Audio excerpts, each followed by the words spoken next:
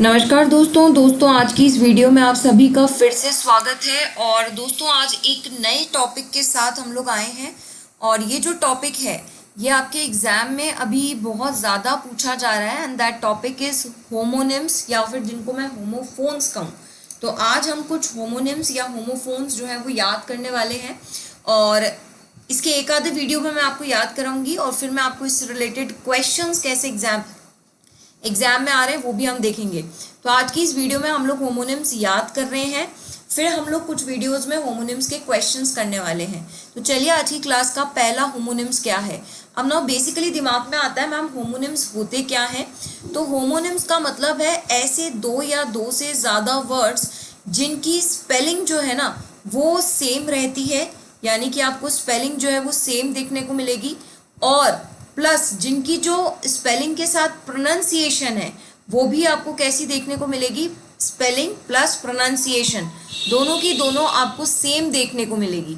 यानी कि ma'am spelling भी सेम है और मैम प्रोनाउंसिएशन भी सेम है, लेकिन डिफरेंट क्या है, डिफरेंट है उनका मीनिंग। यानी कि what are homonyms if someone ask you, तो मैम होमोनिम्स मतलब दो या दो से ज़्यादा शब्द जिनकी मैम स्पेलिंग भी सेम है और प्रोनाउंसिएशन भी सेम है, यानी same spelling and same pronunciation वाले जो वर्ड्स होते हैं, same spelling and same pronunciation वाले जो वर्ड्स होते हैं लेकिन जिनका जो मीनिंग है वो डिफरेंट होता है, वो कहलाते हैं होमोनिम्स। लेकिन मैम होमोफोन्स क्या होते हैं, होमोफोन्स का मतलब है ऐसे वर्ड्स जिनकी प्रोनाउंसिएशन तो सेम है, यानी कि सेम प्रोनाउंसिएशन है लेकिन इनकी स्पेलिंग जो है वो डिफरेंट है, नो डाउट, यानी कि डिफरेंट जो है वो स्पेलिंग है प्लस इनका जो मीनिंग है वो भी डिफरेंट ही है। वो वर्ड्स क्या कहलाते हैं, वो वर्ड्स कहलाते हैं होमोफोन्स। तो चलिए आज की क्लास में कुछ होमोनिम्स और होमोफोन्स पढ़ना हम स्टार्ट करते हैं। तो बेसिकली ये पहला वर्ड है, देखो आपने एक वर्ड सुना होगा एयर।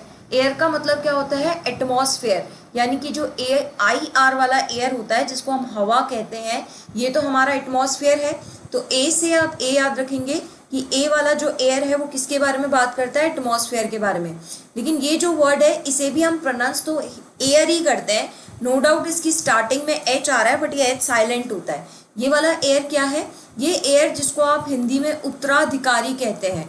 उत्तराधिकारी मतलब जो आपकी प्रॉपर्टी का राइट कहते हैं ना, ओनर है, यानी कि जो आपकी प्रॉपर्टी इनहेरिट करेगा, यानी आपके बाद आपकी प्रॉपर्टी पर जिसका हक होगा वो कहलाता है एयर। तो जैसे अपन कई बार नॉमिनी नहीं कराते, तो ये जो नॉमिनी हम कराते हैं यानी कि हमारे मरने के बाद हमारी नॉमिनी को सब कुछ मिल जाएगा, तो वो नॉमिनी हमारा क्या कहलाता है, उत्तराधिकारी कहलाता है। तो ए स्टैंड्स फॉर एयर, ये एटमॉस्फेयर के लिए है, ए से ए याद रखेंगे। और ये वाला जो एयर है इसमें एच साइलेंट रहता है और ये एयर किसके लिए काम करता है, उत्तराधिकारी के लिए काम करता है। नेक्स्ट वर्ड है एस्ले। नाउ ये जो वर्ड एस्ले है इन दोनों की स्पेलिंग में सिर्फ इतना सा फर्क है कि इस एस्ले में ए भी आ रहा है जबकि इस एस्ले में ए का साउंड नहीं है। नाउ ये वाला जो एस्ले वर्ड है इसे आप ISL से ही याद रखेंगे। ISL स्टैंड्स फॉर आइलैंड, यानी कि जब आप टापू के बारे में बात करते हैं तब आप इस एस्ले का यूज़ करते हैं, ठीक है। तो जैसे मान लो कोई लक्षद्वीप की बात कर रहे हो या अंडमान निकोबार की बात कर रही हो, तो वहाँ जो सिंगल टापू है ना, सिंगल आइलैंड है, उन्हें हम कहते हैं एस्ले। और ग्रुप ऑफ आइलैंड्स को हम इंग्लिश में क्या कहते हैं, क्लस्टर कहते हैं, ठीक है। फिर ये वाला जो एस्ले है जिसमें ए आ रहा है, ये किसके लिए यूज होता है, पैसेज के लिए। पैसेज यानी जिसे आप गलियारा कहते हैं या फिर जिसे आप गली कहते हैं। तो अपने घर के आसपास जो बाउंड्री होती है ना, गली जो होती है जिसके अंदर हम लोग वॉक वगैरह भी कर सकते हैं, तो ये जो गलियारा है या ये जो पैसेज है इसको हम क्या कहते हैं, एस्ले। या फिर मैं ये कहूँ कि कई जैसे बड़े बड़े जब बिल्डिंग्स या होटल्स होते हैं तो वहाँ पर जो रूम्स में जाने का जो पैसेज होता है ना, वो गलियारा भी क्या कहलाता है, एस्ले कहलाता है। तो कैसे याद रखेंगे, जो स्पेलिंग ISL से स्टार्ट हो रही है उसे आइलैंड से याद रखेंगे और जो ए वाला एस्ले है वो किसके लिए यूज होता है, पैसेज के लिए यूज होता है, यानी गलियारा। नेक्स्ट वर्ड क्या है, कैपिटल। नाउ देखो कैपिटल, एक कैपिटल ये और एक कैपिटल ये, इनकी तो स्पेलिंग भी सेम है, लेकिन ये वाला जो कैपिटल है इसको शायद पढ़ने में हम कैपिटॉल पढ़ सकते हैं पर नहीं, प्रोनाउंसिएशन तो कैपिटल ही हो सकती है, कैपिटल ही है, लेकिन हाँ आप याद करने के लिए इसे कैपिटॉल से याद कर सकते हैं। तो ये वाला जो कैपिटल है ना, ये पनिशमेंट है। तो हम कई बार है ना जब इंग्लिश न्यूज़पेपर पढ़ते हैं ना तो वहां पर देखने को मिलता है कैपिटल पनिशमेंट, और आप कॉम्प्रिहेंशन वगैरह में भी इस पार्ट को पाएंगे। तो कैपिटल पनिशमेंट को क्या कहते हैं? मृत्युदंड। मृत्युदंड यानी कि जब हम किसी को हैंग टिल डेथ यानी मृत्यु की सजा सुना देते हैं, पनिशेबल बाय डेथ यानी कि हमने इसे मृत्यु दंड दे दिया है कोर्ट के द्वारा, उसे हम कहते हैं कैपिटल। ठीक है, अब ये वाला जो कैपिटल है ये हम जानते हैं किसी भी सिटी की यानी किसी भी स्टेट की जो कैपिटल होती है उसे हम चीफ सिटी को कैपिटल कहते हैं। जैसे राजस्थान की कैपिटल क्या है? जयपुर। गुजरात की कैपिटल क्या है? अहमदाबाद। तो वो जो चीज़ है ना कैपिटल यानी किसी भी स्टेट की चीफ सिटी, वो कैपिटल कहलाती है। लेकिन ये जो कैपिटॉल वाला कैपिटल है ये क्या है? एक ऐसी बिल्डिंग, फॉर्मल बिल्डिंग है जहाँ पर लेजिस्लेचर की जो मीट अरेंज की जाती है यानी लेजिस्लेचर की जो मीटिंग वगैरह होती है, जैसे हमारे यहाँ पार्लियामेंट हाउस होता है ना या गवर्नर हाउस होता है, वहाँ पर क्या है और देशों में बिल्डिंग होती है जहाँ पर आप ये लेजिस्लेटिंग मीटिंग जो है वो कंडक्ट कर सकते हैं या करते हैं। उस बिल्डिंग को हम क्या कहते हैं? कैपिटॉल कहते हैं, यानी कि ओ वाला। ठीक है, फिर आगे बढ़ते हैं। नेक्स्ट क्या है? डुअल। और ये भी डुअल है, दोनों की प्रोनाउंसिएशन तो डुअल ही है। ये वाला डुअल होता है जिसको आप दो कहते हैं, यानी कि दो का कॉम्बिनेशन, यानी किन्हीं भी दो वस्तुओं का, किन्हीं भी दो लोगों का। जैसे अगर मैं कहूँ डुअल परफॉर्मेंस यानी दो को परफॉर्म करना है, तो ड्यू का मतलब ही दो होता है, दो लोगों को परफॉर्म करना है, डुअल परफॉर्मेंस। दो लोगों की वस्तु है तो डुअल थिंग्स। तो यानी दो की हम जब भी बात करेंगे, दो के कॉम्बिनेशन को हम जब भी लेकर आएंगे उसे हम डुअल कहते हैं। लेकिन ये वाला जो डुअल है DUEL वाला डुअल, इसका मतलब होता है लड़ाई झगड़ा। इस लड़ाई झगड़े को आप फाइट भी कहते हैं, कॉम्बैट भी कहते हैं, या फिर किसी को क्या करना? अटैक करना। ये तीनों वर्ड्स क्या कहलाते हैं? डुअल। यानी दिस डुअल DUEL वाला dual stands for fight, combat या अटैक, और DUAL वाला dual combination of two things. आगे बढ़ते हैं। इरप्शन। नाउ अगेन दोनों को प्रोनाउंस तो हम इरप्शन ही करेंगे, लेकिन ये वाला जो इरप्शन है कैसे याद रखोगे? ई वाला। इसका मतलब होता है एक्सप्लोजन। एक्सप्लोजन की स्पेलिंग भी किससे याद है? ई से। तो eruption stands for explosion. Now eruption और एक्सप्लोजन मतलब किसी भी चीज का, कहते हैं ना बम विस्फोट हो जाना, यानी किसी भी चीज का फटना, है ना। तो बुरी तरह किसी भी चीज का फटना is known as what? Explosion. तो E stands for eruption and E stands for explosion. लेकिन आई वाला जो इरप्शन है इसका मतलब क्या होता है? किसी भी चीज में सडन इंक्रीज होना, यानी कि बहुत धीरे धीरे धीरे धीरे ये काम चल रहा था, अचानक से पता नहीं क्या हुआ कि इस चीज में क्या हो गया? इंक्रीमेंट हो गया। तो व्हेनेवर सडन इंक्रीज किसी चीज में होगा तो वो इरप्शन की स्पेलिंग आई से स्टार्ट होगी। कैसे याद रखोगे? आई वाला इरप्शन इज फॉर इंक्रीज, आई से आई। ठीक है, और ई वाला eruption is for explosion and I वाला इरप्शन इज फॉर इंक्रीज। याद रहेगा क्या बोला मैंने? ई वाला eruption is for explosion and I वाला eruption is for sudden increase. Clear है? नेक्स्ट आगे बढ़ते हैं। ऐसे एंड ऐसे, देखो दोनों को अगेन प्रोनाउंस तो ऐसे ही करेंगे, लेकिन ये वाला जो ऐसे है इसको आप निबंध कहते हैं, जो आप स्कूल में लिखते हुए आए हैं। निबंध यानी कि एक शॉर्ट राइटिंग है किसी भी पर्टिकुलर सब्जेक्ट पर, यानी कि एक पर्टिकुलर टॉपिक आपको दे दिया गया है और उसके ऊपर जो आप पैराग्राफ्स लिख रहे हैं वो क्या कहलाता है? ऐसे कहलाता है। यानी कि एक सब्जेक्ट के सराउंडिंग जो आप घूमते रहते हैं और उसके लिए जो आप लिख पा रहे हैं, दैट इज ऐसे। लेकिन ये वाला जो ऐसे है ना, ये क्या है? किसी एक पर्टिकुलर की कैरेक्टरिस्टिक्स यानी विशेषताओं को एग्जामिन करना। तो यानी कि अगर आप मुझे किसी एक पर्टिकुलर व्यक्ति का भी नाम दे दें और आप मुझे कहे इसकी विशेषता लिखो, तो ये जो एक पर्टिकुलर व्यक्ति विशेष की या किसी एक पर्टिकुलर वस्तु विशेष की जो हम विशेषताएं लिखते हैं, इसे हम क्या कहते हैं? ऐसे। तो ऐसे एक पर्टिकुलर का होता है, लेकिन ये वाला जो ऐसे है ये किसी भी सब्जेक्ट के रिवॉल्व जो आप शॉर्ट राइटिंग लिखते हैं वो वाला ऐसे कहलाता है। नेक्स्ट है अपोजिट एंड ऑपोजिट। देखो इस ऑपोजिट का मतलब तो आप जानते हैं, जो कंप्लीटली डिफरेंट है, यानी हम दोनों ऑपोजिट इन नेचर है, यानी कि हम बिल्कुल भी नहीं मिलते। लेकिन ये वाला जो अपोजिट है, इट्स अपोजिट, ये ए से स्टार्ट हो रहा है, जिसको आप एप्रोप्रिएट से याद रखेंगे, यानी कि सटीक। यानी जब कोई चीज आपके मुताबिक हो, बिल्कुल सही हो, सटीक हो, एप्रोप्रिएट, तो आप अपोजिट कहेंगे, और जब वो आपके विपरीत हो तो आप ऑपोजिट कहेंगे। यानी आपको नहीं लगता अपोजिट और ऑपोजिट एक दूसरे के एंटोनिम हो गए? बिल्कुल। ऑपोजिट इज विपरीत, यानी कि आपके बिल्कुल विपरीत है, यानी कि प्रतिकूल है, और अनुकूल यदि कोई चीज़ है आपके लिए सही है तो आप क्या यूज़ करते हैं, एपोजिट। एपोजिट की भी स्पेलिंग ए से स्टार्ट हो रही है तो आप ए से ही एप्रोप्रिएट भी याद रखेंगे। नेक्स्ट है अमोरल एंड इमोरल। देखो ये है एमोरल। एमोरल का मतलब है जिसके अंदर कोई सेंस ही नहीं है, यानी कि देखो नैतिक वैल्यूज जो है ना, यानी कि मॉरल वैल्यूज, वो आप किसको देंगे, जिसके अंदर दिमाग होगा वही तो समझेगा ना, पर इसके पास तो सेंस ही नहीं है, मतलब समझने की शक्ति ही नहीं है। तो जिसमें समझने की शक्ति ना हो और फिर वो बेवकूफ़ों की हरकतें करे तो आप कहेंगे इसके अंदर अमोरल वैल्यूज है। लेकिन एक ऐसा व्यक्ति जिसमें समझने की शक्ति तो सब कुछ है लेकिन फिर भी वो बुरे काम करता है, फिर भी वो अनैतिक काम करता है, तो फिर वो है इमोरल। यानी एक ऐसा व्यक्ति जिसमें दिमाग तो है, जिसमें संस्कार डाले भी गए हैं लेकिन फिर भी वो बुरे काम कर रहा है, दैट इज इमोरल। लेकिन एक ऐसा व्यक्ति जिसमें दिमाग ही नहीं है, जिसमें आप अच्छे गुण डाल ही नहीं सकते, वो समझेगा ही नहीं, तो उस व्यक्ति को हम क्या कहते हैं, amoral. This is amoral and इमो, है दोनों नेगेटिव वर्ड्स ही, लेकिन दोनों में फर्क क्या है, अमोरल वाले व्यक्ति में तो सेंस है ही नहीं तो वो कुछ समझेगा ही नहीं, लेकिन इमोरल वो व्यक्ति है जो है ही बुरा, यानी कि इसको समझ सब है, इसमें सारे गुण आपने डाले हैं लेकिन फिर भी ये बुरे काम कर रहा है। Next is abstain and refrain. Now abstain and refrain दोनों का ही मतलब होता है किसी भी चीज़ से क्या दूर रहना, या फिर मैं ये कहूँ किसी भी चीज़ से क्या करना, परहेज करना। तो किसी भी चीज़ से दूर रहना या परहेज करने के लिए हम इन दोनों वर्ड्स को यूज़ करते हैं। कई जगहों पर ये दोनों वर्ड्स एज इफ सिनोनिम्स भी यूज होते हैं, जो कि प्रिवेंट और प्रोहिबिट के ही सिनोनिम है।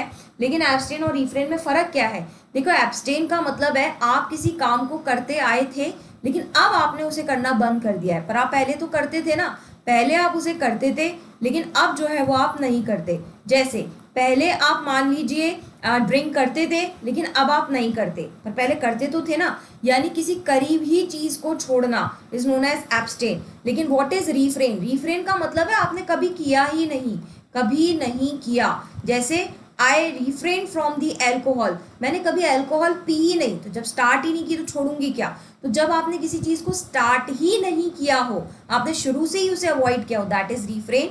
लेकिन जब आपने किसी चीज को स्टार्ट करने के बाद छोड़ा हो, दैट इज एब्सटेन। दोनों में फर्क समझ में आया, एब्सटेन इज करने के बाद छोड़ना एंड रिफ्रेन मतलब करना ही नहीं। चलिए आगे बढ़ते हैं। Next is avenge and revenge. देखो अवेंज एंड रिवेंज दोनों का ही मतलब होता है बदला, है ना, यानी दोनों में ही आपने बदला लिया है। लेकिन रिवेंज में जो आपने बदला लिया है सामने वाले से, उसमें आपने सामने वाले को चोट दी है, यानी आपने सामने वाले को इंजरीज दी है। लेकिन जब बिना चोट के बदला लिया जाए वो अवेंज कहलाता है। जैसे अपन कहते हैं ना, मैं इसको बर्बाद कर दूंगा, तो जब अगर किसी को बिजनेस में या फिर ऐसे बर्बाद किया गया हो तो वो अवेंज है, ठीक है। जैसे मान लीजिए कि अगर किसी ने गाली दी तो मैंने भी 4 गाली दे दी, दैट इज अवेंज, है ना, मैंने मारा नहीं है उसे, पर अगर आपने किसी को मारा है, इंजरी दी है, तो फिर उसे क्या कहते हैं, रिवेंज। तो रिवेंज इज किसी को चोट देना, यानी फिजिकल चोट देना। लेकिन अवेंज इज जब आपने किसी के प्रति ऐसा एक्शन किया हो जिसमें उसे चोट ना मिली हो लेकिन फिर भी आपने उसका कहते हैं ना बदला ले लिया है, दैट इज अवेंज। चलिए आगे बढ़ते हैं। नेक्स्ट वर्ड क्या कह रहा है, देखो ये इस तरीके का क्वेश्चन है जो एग्जाम में पूछा जाता है कि select the most appropriate homonym. ये मैंने एक क्वेश्चन ले लिया था ताकि आपको मैं दिखा सकूं किस टाइप के क्वेश्चन आते हैं। तो सेलेक्ट द अप्रोप्रिएट होमोफोन, यानी कि देखो सबको हम कास्ट, कोस्ट, कास्ट, कॉस्ट एक जैसे प्रोनाउंसिएशन जैसा लग रहा है फ्रॉम द ऑप्शन, तो आपको बताना है कि यहाँ पे क्या आंसर आएगा। तो we should dash away all prejudices to live in harmony, यानी हमें सब कुछ चीज़ें छोड़ देनी चाहिए, सारे बुरी चीज़ छोड़ देनी चाहिए ताकि हम शांति से रह सकें। तो बुरी चीज़ को छोड़ने के लिए हम क्या कहते हैं, डैश अवे। तो ये फ्रेजल वर्ब होती है जिसको कहते हैं कास्ट अवे। कास्ट अवे का मतलब होता है छोड़ना, और क्या छोड़ना, प्रेजुडाइजेस। प्रेजुडाइजेस का मतलब होता है किसी के भी प्रति रंजिश, किसी के भी प्रति बैर भावना, द्वेष भावना जो आपने पाल रखी थी, नफरत जो आपने पाल रखी थी, वो हमें छोड़ देनी चाहिए ताकि हम शांति से जीवन बिता सके। तो this phrasal verb is cast away. तो the right answer was option number 3। आगे बढ़ते हैं, कॉम्प्लीमेंट एंड कॉम्प्लीमेंट। देखो दोनों की स्पेलिंग में सिर्फ ई और आई का ही फर्क है। तो ये वाला जो कॉम्प्लीमेंट है ना, आई वाला, ये होता है किसी की क्या करना, तारीफ करना, है ना, यानी कि किसी को प्रेज करना। तो दिस कॉम्प्लीमेंट स्टैंड्स फॉर किसी की तारीफ करना। देखो कैसे याद रखोगे, प्रेज की स्पेलिंग में भी आई आ रहा है, तो वैसे याद रखना कॉम्प्लीमेंट की स्पेलिंग में भी आई आ रहा है। लेकिन ये वाला जो कॉम्प्लीमेंट है इसका मतलब होता है साथ साथ, या फिर इस कॉम्प्लीमेंट को आप कहते हैं पूरक, यानी जब कोई दो चीज मिलकर के किसी चीज को पूरा कर दे, दैट इज कॉम्प्लीमेंट। जैसे आप कॉम्प्लीमेंट्री एंगल्स कहते हैं, 180 डिग्री का जब आप एंगल बनाते हैं तो इन दोनों एंगल्स ने मिलके इसे क्या कर दिया, पूरा कर दिया। ठीक है, that is known as what, complement, पूरा कर देना। एंड दिस कॉम्प्लीमेंट आई वाला क्या है, किसी की क्या करना, तारीफ करना। चलिए आगे बढ़ते हैं, नेक्स्ट क्या है, कंडक्ट। नाउ देखो कंडक्ट, दोनों की स्पेलिंग सेम है, प्रोनाउंसिएशन भी सेम है, लेकिन मीनिंग डिफरेंट हो सकता है। तो सेंटेंस पढ़कर आपको जज करना पड़ेगा कि कंडक्ट की क्या स्पेलिंग कहना चाह रहा है। तो एक कंडक्ट तो मतलब होता है बिहेवियर, कहते हैं ना इसने बहुत अच्छा बिहेव किया है, यानी कंडक्ट इसने बहुत अच्छा किया है, यानी कि बहुत अच्छा बिहेवियर दिखाया है। लेकिन एक कंडक्ट होता है किसी भी चीज को नेतृत्व करना, नेतृत्व करना यानी किसी चीज को लीड करना। तो मैं ये कहूँ कि he is conducting the programme, यानी he is conducting the programme मतलब ये इस प्रोग्राम को क्या कर रहा है, लीड कर रहा है, यानी कि इस प्रोग्राम का लीडर कौन है, ये व्यक्ति है। तो मैंने कहा Ram is conducting the programme, तो actually Ram is leading the programme. लेकिन अगर मैं कहूँ the conduct of Ram was very praiseful, तो the conduct of Ram was very praiseful मतलब जो राम का बिहेवियर था वो काबिलिए तारीफ था। तो वो सेंटेंस पढ़कर आपको देखना पड़ेगा कि कंडक्ट का क्या मतलब कहना चाह रहा है। Is that word conduct is talking about behaviour, और is that word conduct is talking about to lead someone या टू लीड समथिंग। नेक्स्ट है काउंसिल। अगेन दोनों की स्पेलिंग में सिर्फ ई और आई का फर्क है। ये वाला जो काउंसिल है, आई वाला प्रोनाउंस दोनों को काउंसिल ही करेंगे। इसकी स्पेलिंग है COUNCIL और इसकी स्पेलिंग है COUNSEL। तो CI और SE का फर्क है।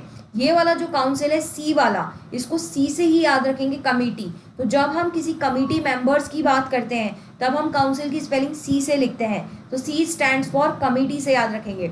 और ये वाला जो काउंसिल होता है ये आपको सिर्फ और सिर्फ क्या करने का काम करता है, गाइडेंस देने का काम करता है। गाइडेंस यानी कि आपको समझाने का जो काम किया जाता है, गाइड करने का काम किया जाता है, वो ये एस वाला गाइडेंस होता है। तो सी स्टैंड्स फॉर कमेटी वाला council and S stands for किसी को गाइड करना यानी समझाना, ऐसे नहीं ऐसे कर लो, ऐसे नहीं ऐसे कर लो, वो ये वाला काउंसिल होता है। तो आपको उम्मीद है दोनों की स्पेलिंग याद हो गई होगी। काउंसिल, सी वाला council is for committee members and S वाला council is for to guide someone, यानी कि किसी को क्या करना, समझाना।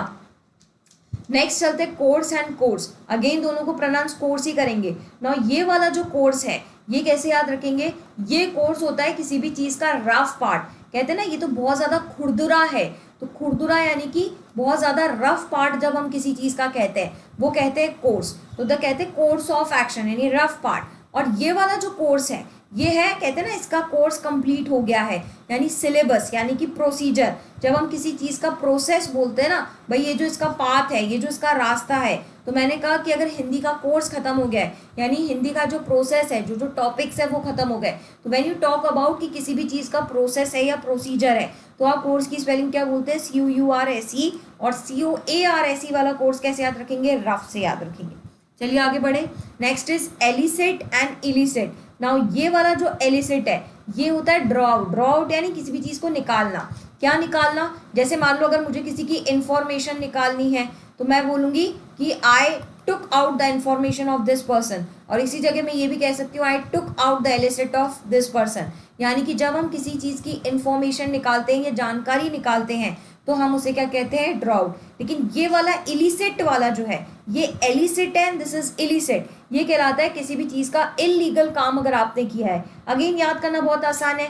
आई वाला जो इलिसिट है ये इलीगल, देखो ये भी इल है ये भी इल ही है, तो यानी यहाँ से आप इसे याद रख सकते हैं। और जो ई वाला एलिसिट है वो फिर अपने आप याद हो जाएगा कि मैम ये इंफॉर्मेशन के लिए जो है यूज होता है, यानी जानकारी निकालने के लिए एलिसिट यूज किया जाता है। लेकिन आई वाला एलिसिट फॉर इलीगल काम। आगे बढ़ते हैं। नेक्स्ट क्या है, eminent and imminent. Again pronunciation में ई एंड आई का फर्क है।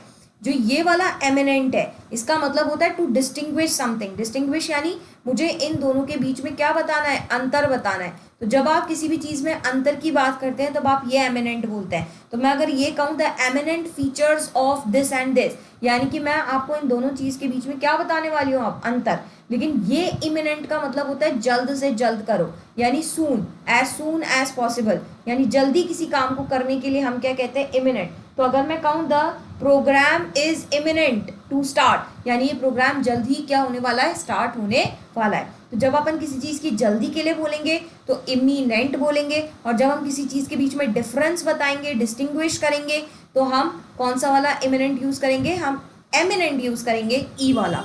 आगे बढ़ते हैं। फेयर एंड फेयर, दोनों का ही मतलब फेयर होता है, लेकिन ये वाला जो फेयर है FAIR वाला, ये होता है किसी भी चीज को बराबर करना, किसी भी चीज को इक्वल करना।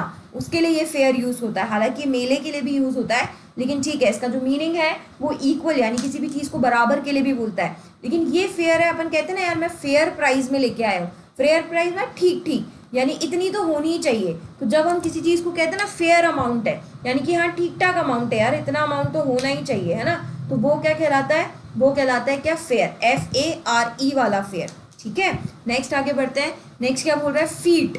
ना फीट, दोनों को फीट ही बोलेंगे। ये वाला फीट तो आप जानते हैं, डबल ई वाला फुट का जो है प्लूरल है, foot is for singular and feet is for, this is singular and feet is for plural. तो ये तो आपके पैरों का प्लूरल है जिसको आप फीट कहते हैं।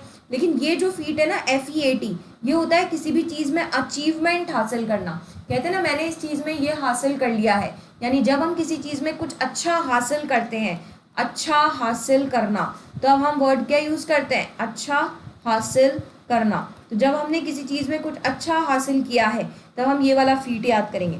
कैसे याद रखेंगे, A स्टैंड्स फॉर अचीवमेंट। ठीक है, तो फीट की स्पेलिंग जिसमें A आ रही है वो किसके लिए यूज होता है, अचीवमेंट। और डबल E वाला जो फीट है वो किसका प्लूरल है, हमारे पैरों का प्लूरल है, फीट। नेक्स्ट आगे बढ़ते हैं, फ्ली, और ये भी फ्ली है। ये जो फ्ली है ना, ये सिनोनिम है एस्केप का, एस्केप। तो डबल ई पे एंड हो रहा है तो एस्केप से याद रखेंगे, E इज फॉर एस्केप, यानी किसी भी चीज से भाग जाना। तो भागने के लिए हम वर्ड बोलते हैं फ्ली। लेकिन ये जो फ्ली है, ए वाला फ्ली है, ये जब भी स्मॉल बाइटिंग इंसेक्ट होता है, छोटे छोटे कीड़े मकोड़े, तो कीड़े मकोड़े जो है छोटे वाले, है ना, तो यानी कि जैसे मक्खी हो गया, मच्छर हो गया, मस्कीटो हो गया, फ्लाइज हो गया, बीज हो गया, इनको हम फ्ली इंसेक्ट्स कहते हैं। यानी छोटे छोटे जो काटने वाले इंसेक्ट्स होते हैं उनको हम फ्ली से, ए स्टैंड से याद रखेंगे। ठीक है, तो ए वाला जो फ्ली है वो इंसेक्ट के लिए है, और ई वाला जो फ्ली है वो ई से एस्केप, यानी किसी भी चीज से क्या, भागना। आगे बढ़ते हैं, फॉरवर्ड एंड फॉरवर्ड, कहेंगे दोनों को फॉरवर्ड, बस इसमें ई आ रहा है और इसमें ई नहीं आ रहा है। ये वाला जो फॉरवर्ड है ये तो होता है आगे बढ़ना, या किसी भी चीज का आगे का पार्ट। जैसे हम कहते हैं ना फॉर हेड, यानी कि आगे। तो जब हम किसी भी चीज में आगे बढ़ना यानी आगे बढ़ जाते हैं, आगे बढ़ना यानी कल मैं चैप्टर नंबर 2 पढ़ रही थी, आज मैं चैप्टर नंबर 3 पढ़ रही हूँ, तो मैंने एडवांस ले लिया ना। ऐसे ही मान लीजिए, अगर मान लो मैं कल ये टॉपिक पढ़ा रही थी, आज मुझसे आगे वाले टॉपिक पे आ गई तो फॉरवर्ड हो गया। तो यानी किसी भी चीज में आगे बढ़ना इज नोन एज फॉरवर्ड। लेकिन ये वाला जो फॉरवर्ड है ये है किसी भी बुक का इंट्रोडक्शन जब हम देते हैं। तो when ever you give introduction of a book या इंट्रोडक्शन टू अ बुक, तो वो जो इंट्रोडक्टरी पार्ट है किसी भी बुक का वो क्या कहलाता है, फॉरवर्ड। आगे बढ़ते हैं, हॉल एंड हॉल।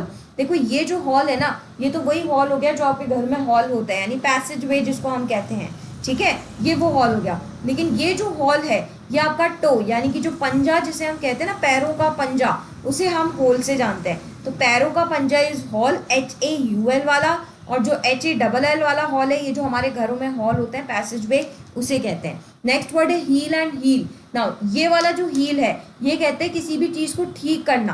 कहते हैं ना मेरे जो वुंड्स हैं, यानी कि मेरे जो घाव हैं वो अब हील हो रहे हैं, यानी my wounds are healing. Healing यानी अब मेरे जो वुंड्स हैं वो क्या हो रहे हैं, ठीक हो रहे हैं। लेकिन ये जो हील है ये आपके पैरों का जो पीछे वाला हिस्सा होता है, जहाँ अगर आप जैसे कहते हैं ना हील वाली सैंडल्स पहनते हैं, तो जहाँ आपके पैरों की हील होती है ना, एडी जिसे हम कहते हैं वो हील। पंजे को तो हमने क्या कहा है, हॉल, HAUL वाला हॉल। तो हॉल इज पंजा, लेकिन जो पीछे एडी वाला पार्ट है उसे हम हील HEEL से कहते हैं। ठीक है, और HEAL वाला हील क्या होता है, किसी भी चीज को ठीक करना यानी चेंजेस करना। फिर आगे बढ़ते हैं, नेक्स्ट वर्ड है लोन एंड लोन। नाउ ये वाला जो लोन हुआ ये तो वो बैंक से जो हम लोन लेते हैं, यानी कि उधार जिसे मैं कह दूं।